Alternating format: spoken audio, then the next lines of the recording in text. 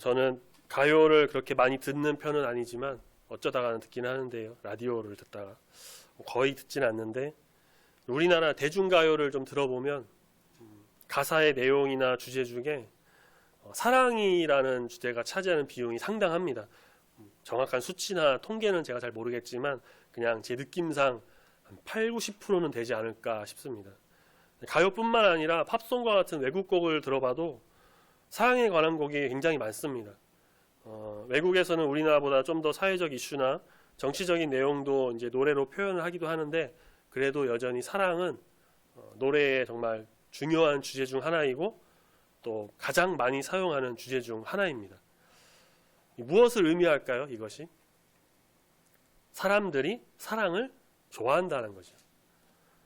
이별 노래를 들으면 그냥 좀 슬프고 좀 잠잠해지고 사회적 이슈를 그런 다루는 노래들은 반감이 될 수도 있고 그런 것에 큰 관심이 없는 사람은 잘 듣지도 않고 와닿지 않는데 이 사랑은 모두가 좋아합니다. 사랑을 싫어하는 사람은 사실 거의 없는 것 같습니다. 사람은 사랑을 하고 싶어 하고요. 사랑을 받고 싶어 합니다.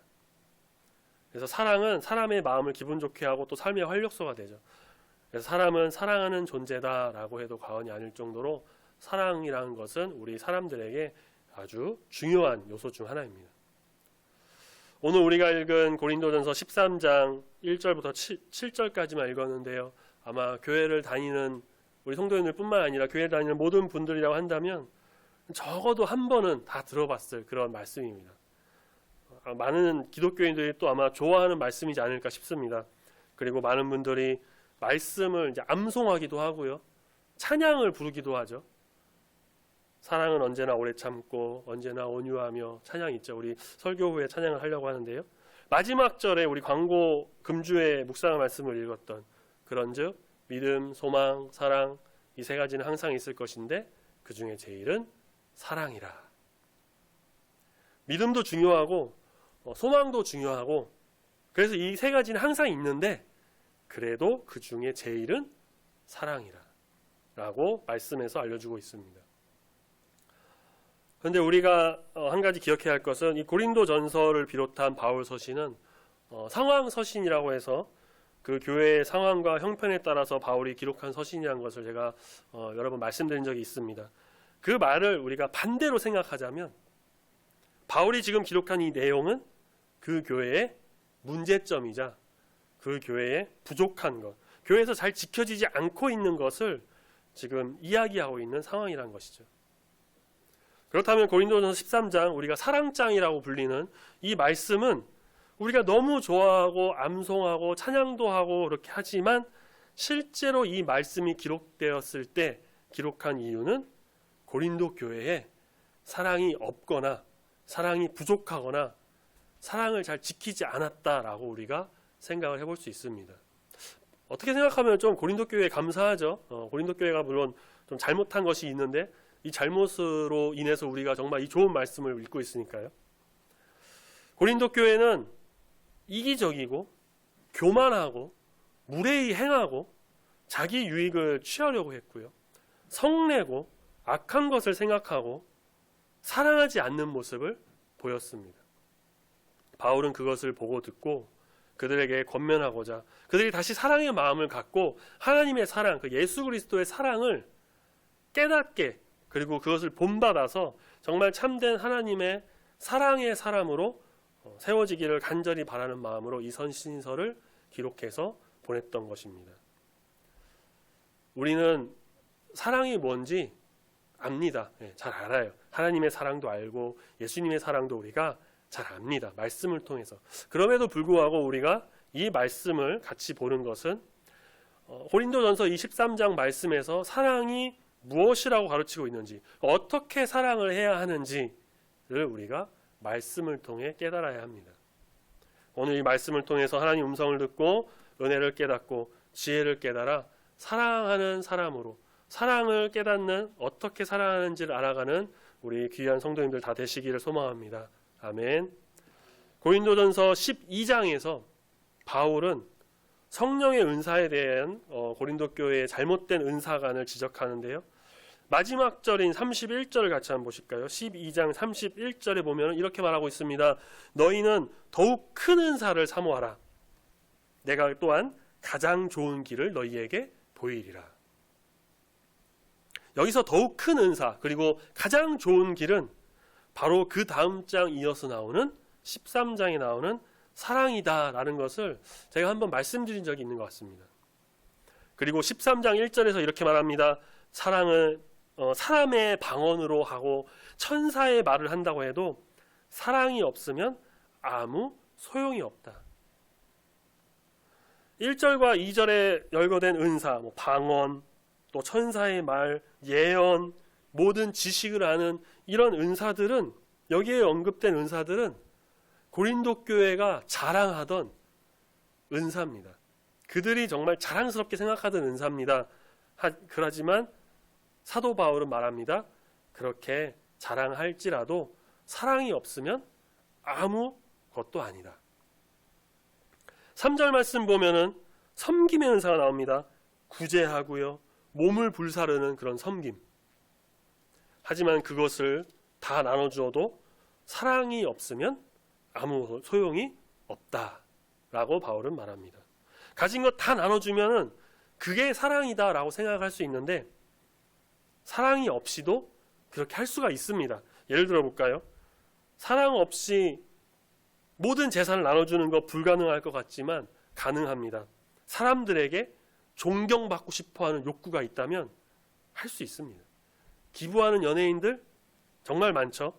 정말 어려운 사람을 사랑하는 마음으로 줄 수도 있겠지만 제가 그 마음을 다 알 수는 없지만 사실 이 연예인이라고 하는 직업이 사람들에게 보여지고 드러나기 때문에 좋게 보이려고 그렇게 하는 것도 있을 수 있겠죠. 믿지 않는 사람들을 보면 물론 다 그렇지는 않겠지만요. 사람을 사랑해서가 아니라 적선하고 기부를 하면 죽어서 그들이 말하는 극락, 좋은 곳에 가서 살 수 있다고 믿기 때문에 그냥 그렇게 가진 것을 나눠주고 착한 일을 하는 경우도 있다는 것입니다. 우리 3절 말씀을 세번역 성경으로 보면은 이렇게 세번역 성경에서 이렇게 표현합니다. 자랑 삼아 몸을 내주어도 소용이 없다.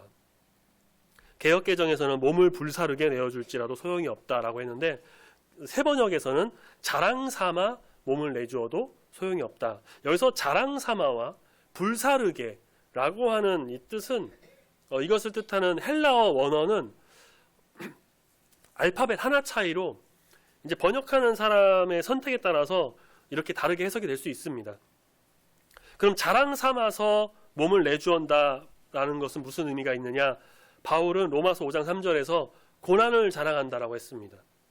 그렇다면 자랑한다는 것은 바울이 말하는 자랑한다는 건 고난을 자랑한다는 것이 되고요.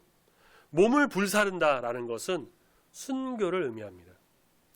자랑 삼아 몸을 내준다, 불사르게 몸을 내준다, 똑같이 고난과 희생을 의미합니다. 그런데 이것조차도 사랑이 없으면 아무것도 아니다라는 거죠. 어떻게 사랑 없이 이런 헌신이 가능할까라고 생각할 수 있는데 우리가 한번 생각해 보면 또 가능합니다. 이게 군사 독재 정권에 맞서서 시위하다가 분신 자살을 한 사람을 한번 예를 들어 볼까요? 정말 사랑하는 마음으로 그렇게 했을까? 물론 그 마음을 또 우리가 100% 다 알 수는 없지만 이들이 이렇게 한 것은 사랑보다는 그 군사 정권에 대한 미움이 커서 했을 수도 있다는 거죠. 훈련소에서 수류탄 훈련을 하던 훈련병이 실수로 수류탄을 떨어뜨렸는데 교관이 그곳에 몸을 던집니다. 훈련병을 사랑해서일까요? 아니요. 그 안에 있던 많은 사람들을 다치지 않게 하기 위한 투철한 직업정신이 있었던 거죠. 사랑이 없어도 이렇게 목숨을 바쳐서 희생을 할 수가 있다는 겁니다. 그렇다고 해서 사도 바울이 은사나 섬김이 다 필요 없다 이렇게 말하는 것은 결코 아닙니다. 사랑이 빠진 은사나 섬김이 소용이 없다라고 말하는 것이죠. 은사나 섬김에는 반드시 사랑이 들어가야 되고 사랑이 동기가 되어야 하는데 왜 그래야 될까? 첫 번째, 사랑이 동기가 되어야 하는 이유는 은사의 궁극적인 목적을 이룰 수가 있기 때문입니다. 고린도전서 12장 7절에서 이렇게 말합니다. 은사의 목적은 교회의 유익을 위한 것이다라고요. 그러나 사랑이 없는 은사는 교회의 유익이 아니라 파괴를 가져올 수 있습니다. 고린도 교회가 좋은 예가 됩니다. 고린도 교회 사람들은 지식이 있었고요. 그래서 자부심을 가졌습니다. 그러나 안 믿는 사람들에 대한 사랑은 없었습니다. 자신의 믿음의 기초에서 우상에 바친 음식을 분별 없이 먹었습니다. 그것이 믿음이 약한 사람들에게는 걸림돌이 되고 그들을 실족하게 했습니다. 방언의 은사도 마찬가지입니다. 예배하는 중에 질서 없이 방언을 해서 안 믿는 사람들로 하여금 예수님 믿게 하는 데 있어서 지장을 초래했습니다. 이것처럼 사랑이 없는 은사는 파괴를 가져올 수 있습니다. 교회 분열과 관련된 자료들을 보면요, 교회에 처음 나온 사람 혹은 평범한 사람, 그 사람들이 교회 분열을 일으키는 것이 아니라 은사 받은 사람, 성경 공부 많이 하고 체험 많은 사람들이 분열을 일으키는 경우가 많다라는 보고가 있습니다. 은사가 사랑에 기초하지 않기 때문에 교회를 건강하게 만들기보다는 파괴를 가져올 수 있다는 거죠. 이 사랑이 없는 섬김도 파괴를 가져올 수 있습니다. 예를 들어 노숙자나 어려운 사람들에게 음식을 대접할 때 사랑이 없이 하면 그 사람들의 인격을 손상시키는 언행으로 그들의 자존심에 상처를 줄 수 있습니다. 배는 부르게 하지만 마음에는 상처를 주는, 그렇기 때문에 은사와 섬김에는 반드시 사랑이라고 하는 이 동기가 있어야 한다는 거죠. 그래야 교회에도 도움이 되고 유익이 되고 나아가 사람들에게도 좋은 영향을 끼칠 수가 있는 것입니다. 은사나 섬김에 이제 사랑이 동기가 되는 두 번째 이유는 그때 비로소 하나님 앞에서 인정을 받을 수 있기 때문입니다. 사랑에 기초하지 않으면 아무리 많은 은사를 가졌다고 하더라도, 아무리 정성을 다해 섬겼다 하더라도 하나님께 칭찬받지 못할 겁니다. 마태복음 7장 22절 23절 말씀 보면은 예수님께서는 자신의 이름으로 귀신을 쫓고 병을 고치고 기적 행하는 사람들에게 이렇게 말합니다. 나는 너희를 모른다. 은사가 넘쳐나지만 하나님께 인정받지 못한 좋은 예라고 할 수 있죠. 또 마태복음 6장 2절에서는 구제를 많이 한 사람에게 이렇게 말씀하십니다. 상을 이미 다 받았다. 동기가 사랑이 아니기 때문에 그런 것입니다. 그래서 하나님으로부터 우리가 인정을 받고 상급을 받기 위해서는 이 사랑에 기초한 은사의 사용과 섬김이 필요한 것입니다. 우리는 이 사랑을 그리스도인의 한 미덕 정도로만 생각하는 경우가 쉽습니다. 하지만 사랑은 그리스도인의 삶의 본질이고 신앙생활의 기초가 됩니다.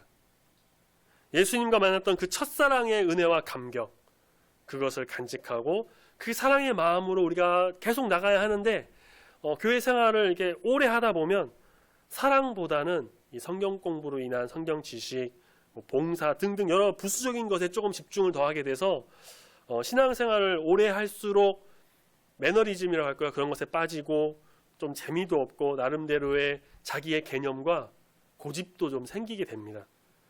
우리는 여기 계신 우리 모든 성도님들, 저를 포함한 모든 성도님들은 거의 다 이제 오랫동안 신앙생활 하셨는데 우리가 신앙의 연륜이 깊어질수록 성경 지식이 많아질수록 기도도 많이 하고 주님께 더 많이 나아갈수록 봉사의 영역이 넓어질수록 사랑에 더 집중해서 주의를 따뜻하게 하고 교회에 유익을 주고 하나님께는 인정받아 정말 참된 그리스도인 사랑의 성도다라고 불려지는 우리 중북교회 모든 성도님 되시길 소망합니다. 아멘. 오늘 설교 제목이 이제 사랑이란이라는 제목인데 구체적으로 사랑이란 무엇일까? 근데 사도 바울은 고린도전서 13장에서 사랑이 뭐다라고 직접적으로 사랑의 정의를 내리고 있지는 않습니다.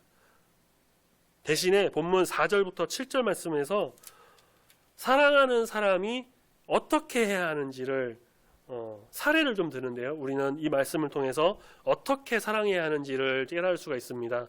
첫 번째는 사랑은 평범한 것이다. 사랑이라고 하면은 좀 이렇게 생각하는 분들이 있습니다. 다 내어주고 몸을 불사르게 막 내어주는 큰 것으로 생각하는 사람들도 있습니다. 하지만 참된 사랑이란 무엇일까요? 작은 것입니다. 참된 사랑은 별난 것이 아니라 매일매일 우리 생활에서 더불어하는 이 사람들에 대한 태도에서 좀 나옵니다. 우리가 추상적으로 사랑하는 것은 비교적 쉽습니다. 대상이 클수록 추상적인 사랑이 되는데 인류를 사랑하고 나라와 교회를 사랑하고 그런 것은 비교적 쉬워요. 왜냐하면 대상이 추상적이기 때문에. 우리 기도할 때도 나라를 사랑하게 해주십시오. 교회를 사랑하게 해주세요. 사랑하기 힘든 대상은 누굴까요? 매일 부대끼면서 살아가는 주위 사람들, 가깝게는 가족이 될 수도 있고요. 친구, 친척, 이웃, 또 우리 옆에 계신 성도님이 될 수 있습니다. 그래서 사도 바울은 진짜 사랑하는지 아닌지는 일상생활에 대하는 사람들을 어떻게 대할 때 알 수가 있다라고 말합니다. 슈바이처 박사 다들 잘 아시죠? 아프리카 선교를 갔던 의사이자 신학가이자 음악가인, 그래서 화려한 삶을 살 수 있었지만 아프리카 정글에 가서 원주민을 대상으로 치료하면서 선교하면서 일생을 바친 사람입니다. 그래서 그는 좀 사랑의 모델로 사람들이 생각하는 사람들이 많습니다. 그런데 자료를 보면 그의 옆에서 같이 함께 일했던 사람들의 증언의 자료를 들어보면 그 아프리카 흑인들을 대하는 태도가 굉장히 위압적이고 억압적이고 권위적으로 하는 모습들이 있었다는 것입니다. 마치 주인과 종과 같은 관계처럼 보였다고 합니다. 그래서 이런 의문을 품는 사람들이 있습니다. 과연 슈바이처가 흑인을 사랑해서 그렇게 갔을까? 어쩌면 사랑보다는 그냥 자기 희생에서 보람을 느끼고 희생을 자랑스럽게 여기지 않았을까라고 생각하는 사람들도 있다고 합니다. 인류를 사랑한다고 하는 박애주의자, 백성을 사랑하는 민주주의자, 국민을 사랑하는 정치가, 노동자를 사랑하는 노조 지도자, 이런 사람들 과연 얼마나 사랑을 할까 좀 궁금할 때가 있습니다. 사랑하지 않으면서 가진 것 다 나눠주고 자신을 막 불태워주는 사람처럼 자신을 희생하고 있다는 그 일한다는 사실이 그것 자체가 마치 사랑인 것처럼 착각을 하고 있지는 않을까. 진짜 사랑이냐 아니냐는 참고 인내하고 친절하고 시기하지 않고 성내지 않고 작은 일에서 그리고 가까운 곳에서 확인할 수 있습니다. 하나님 앞에서 사랑하는 사람이라고 인정받기를 우리가 원한다면 정말 우리 가까운 가족, 가정, 옆에 계신 성도님, 이웃, 친척, 친지들을 정말 사랑하는 사람이 되어야 합니다. 어떻게 사랑할 것인가? 두 번째는 사랑은 좀 부자연스러운 것이다 라는 거예요. 우리가 고린도전서 13장 4절부터 7절을 다시 한번 보시면요, 여기에 열거된 미덕들이 있습니다. 온유하고 또 무례히 행하지 않고 자랑하지 않고 교만하지 않고 불의를 기뻐하지 아니하면서 이렇게 모든 것 참는 거다, 여러 가지를 말합니다. 그런데 보면은 인간들에게 좀 자연스럽지 않은 것 같다라는 생각이 듭니다. 그 반대가 좀 자연스러워요. 참지 않고 불친절하고 시기하고 교만하고 무례하고 자기 유익을 구하고 성내고, 어쩌면 이런 것들이 우리와 우리 사회, 우리가 사는 사회의 모습에 훨씬 더 좀 가깝고 자연스러운 모습이 아닐까라는 생각도 합니다. 우리가 사랑하는 삶을 살기 원한다면 주님이 원하시는 그 삶이 인간에게 자연스럽지 못한 삶이다라는 것을 인정하는 것에서부터 시작해야 합니다. 자연스럽지 못하기 때문에 우리의 노력에는 한계가 있습니다. 초자연적인 도움이 필요합니다. 이것을 깨닫고 하나님께 도움을 청할 때에 비로소 우리는 사랑의 삶을 살 수가 있게 되는 것입니다.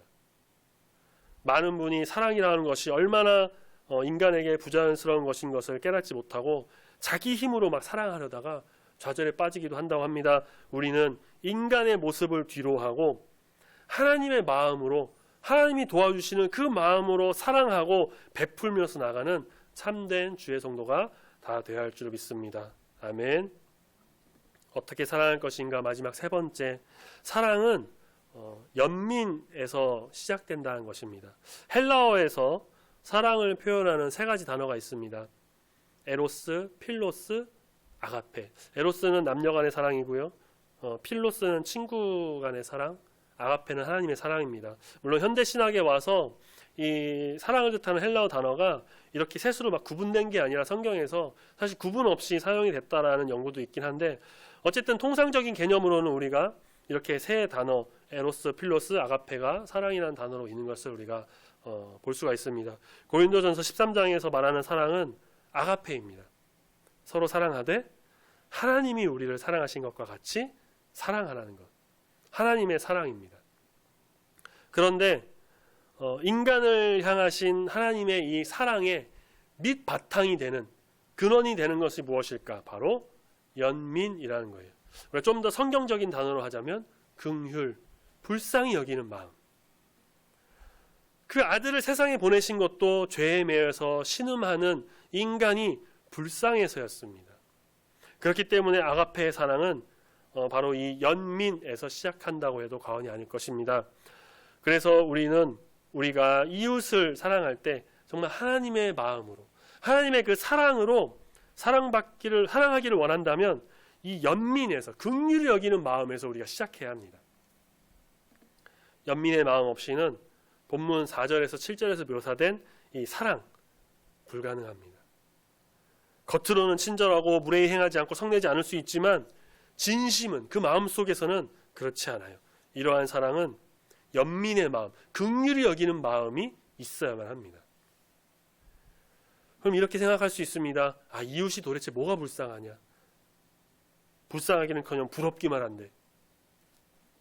저도 가끔 그렇게 생각할 때가 있습니다. 나보다 더 잘나고 잘 사는 사람 많은데, 하지만 인간은 모두 불쌍한 존재입니다. 다른 것 다 그만두고 늙고 죽는다는 것만으로도 인간은 사실 불쌍한 존재입니다. 장례식 가서 결국 사람의 인생이란 이렇게 되는 건데, 걱정하고 고민하고 일평생을 그렇게 살았다라는 것이 불쌍한 거죠. 젊은 연예인들 당장 정상의 인기를 누리지만 더 젊은 사람, 더 인기 많은 사람이, 더 튀는 사람이 나오면 변덕심한 대중들의 마음이 한순간에 변하는데, 마치 영원한 인기를 누릴 것처럼 그렇게 사는 사람들, 그런 연예인들 불쌍하죠. 60, 50대가 넘어서 배우들이 젊게 보이고, 그래서 먹지 못하고 막 하루 2-3시간 운동하고 다이어트하고 피부 관리 받는 모습 부러우신가요? 불쌍한가요? 정치 맞들려서 막 거짓말하고 배신을 식은 죽 먹듯이 하고 애국 애족을 부르짖는 정치인들 보면 화가 나나요? 불쌍하신가요? 분노로, 욕심으로, 열등감, 악습으로 고생하는 많은 사람이 사실은 다 불쌍한 존재입니다. 바로 죄 때문에 인간은 불쌍한 존재가 되었습니다. 죄에서 완전한 자유를 얻기 전에 인간은 연민의 대상입니다. 이러한 연민의 마음이 생길 때 아가페의 사랑이 바로 가능한 것입니다. 사랑이 부족하다고 느낄 때 우리가 이웃을 사랑하는 사람이 되게 해달라고 기도를 하면 하나님의 그 사랑이 내 마음을 막 채우고 불가항력적으로 막 사람을 사랑하게 될 것 같다고 생각하는 사람들이 많습니다. 하지만 안타깝게도 그런 일은 거의 일어나지 않습니다. 막연하게 사랑해달라고 기도하는 것이 아니라 기도를 바꿔야 돼요. 이제는 상대방의 입장을 이해하게 해달라고 기도해야 합니다. 그러면 상대방의 입장과 아픔, 그리고 그 반응을 조금 더 이해할 수 있게 됩니다. 그러면 연민의 마음, 긍휼의 마음이 생기고 비로소 사랑할 수 있는 그 마음과 능력이 우리 가운데 생기게 되는 것입니다. 아가페의 사랑은 바로 하나님만이 주실 수가 있습니다. 사랑을 위해서 우리가 기도하시길 바랍니다. 답이 없으면 연민의 마음, 긍휼히 여기는 마음을 주시옵소서, 사람을 보고 좀 불쌍히 여기는 마음을 달라고 기도하시기 바랍니다. 그래도 답이 없으면 상대방의 입장을 좀 같이 느끼게 해달라고, 이해할 수 있는 마음을 달라고, 그래서 그 사람의 입장을 좀 공감할 수 있게 해달라는 기도를 하시기 바랍니다. 그렇게 될 때에 우리는 더 이웃을 사랑할 수 있고 더 하나님의 사랑을 실천할 수 있는 아름다운 그리스도인이 다 될 줄로 믿습니다. 아멘. 결국 사랑이 최고입니다. 사랑밖에 없습니다. 마지막 13절 말씀, 그 중에 제일은 사랑이라고 했습니다. 사랑이 제일이에요. 그리고 사랑만이 영원히 남습니다. 8절 말씀을 같이 한번 보시면요. 사랑은 언제까지나 떨어지지 아니하되 예언도 패하고 방언도 패하고 지식도 패하리라 라고 합니다. 예언, 방언 다 그치고 지식도 다 없어지고 패하는데 은사는 다 그 끝이 있는데 사랑은 언제까지나 떨어지지 않는다라고 하죠. 영원히 남습니다. 우리 주님 오시면 모든 은사 없어집니다. 주님 오시면 더 이상 예언할 필요도 없고요.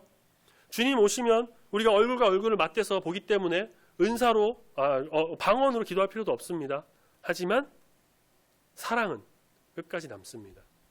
지식의 은사, 하나님과 더불어 사는데 필요 없습니다.